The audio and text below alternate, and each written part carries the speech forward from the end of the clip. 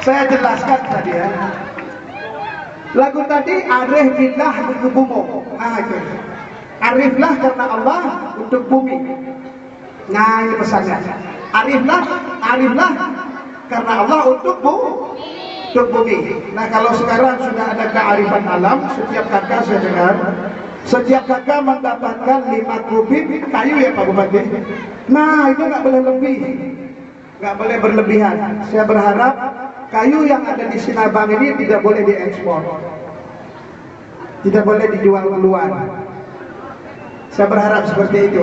Kebijakan apapun, karena sudah dibilang di depan oleh tengku di ujung, hai orang-orang yang mencari makan, umur hanyalah singkat saja. Jadi saya setelah datang ke makam Teguh di ujung, saya memberi makna seperti itu. 500